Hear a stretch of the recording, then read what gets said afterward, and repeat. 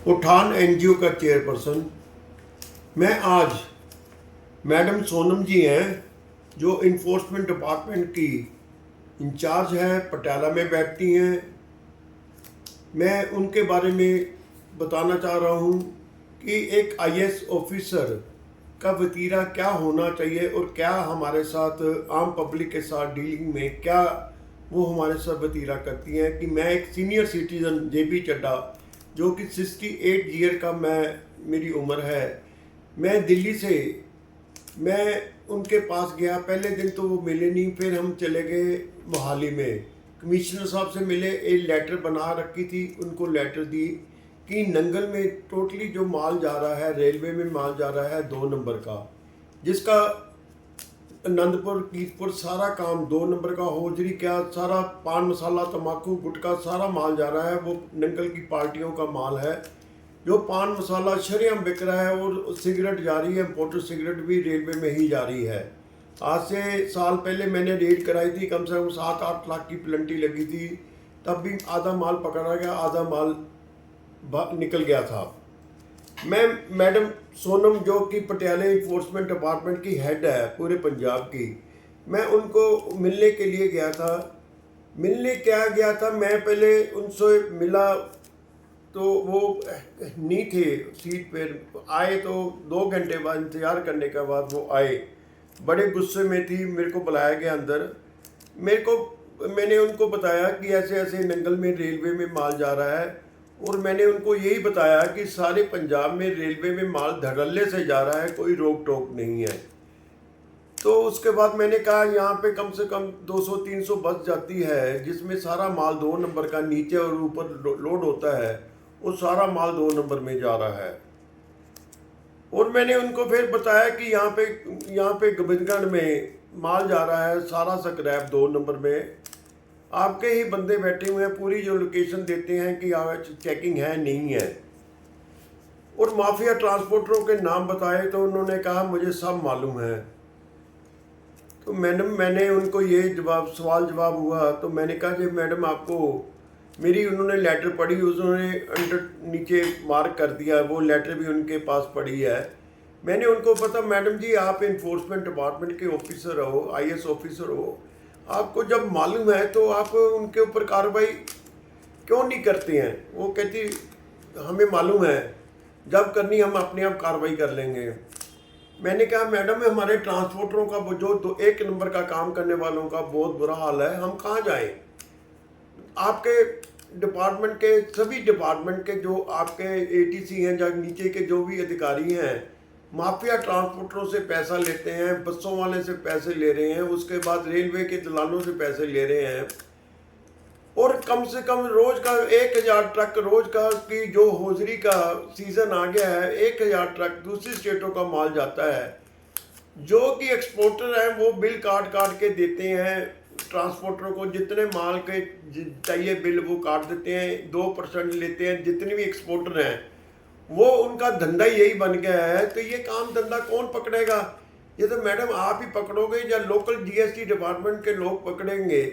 जितने भी जो बाहर का काम करने वाले हैं वो बिल काट काट के लोकल बांड काट काट के दे ही जा रहे हैं, और उनसे पैसा 2% 3% पैसा लेके उनको बिल दे देते हैं। मैडम जी मैंने उनको कहा तो वो बहुत गुस्से में आ गई, जैसे पता नहीं मेरे को उन्होंने खा ही जाना है। तो मैंने उनको यही बोला कि अगर मैं शिकायत लेके जा रहा हूँ तो सुनवाई कौन करेगा? तो कोर्ट के आगे जैसे हम किसी के पास जाते हैं फरियाद लेके कि ये हमारा नुकसान हो रहा है, ऐसा ऐसा हो रहा है, ये काम मैडम को देखना चाहिए, सुनना चाहिए। और ये टैक्स भगवंत मान पंजाब सरकार का हो रहा है। जो उनसे ये पूछो कि 2 लाख रुपए आपकी तनख्वाह है, कहाँ से लेते हो? पंजाब गवर्नमेंट देती है, वो गवर्नमेंट कहाँ से लाएगी? वो टैक्स जो बनता है, टैक्स उगराई करेंगे, प्लंटियाँ लगाएंगे तो टैक्स आएगा, तो तभी वो तनख्वाहें गवर्नमेंट देगी, कि कहाँ से दे देगी?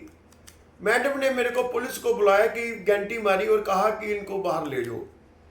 मैं बाहर आके चुप करके मैंने बाहर आके वीडियो बनाई। फिर मैं भगवंत मान जी को ये कहना चाहता हूँ पंजाब सरकार के, आप एक बहुत बढ़िया, मैं आपसे मिला भी हूँ, जब आपकी कुल्फ़ी कैसेट आती थी तब मैं आपसे मिला था एक बारी लुधियाना में। मैं भी ट्रांसपोर्टर तो आपकी कैसेट आती थी, तब मैं कैसेट आपकी बनती थी तो मैं कैसेट मेरी गाड़ियों में आती थी आपकी।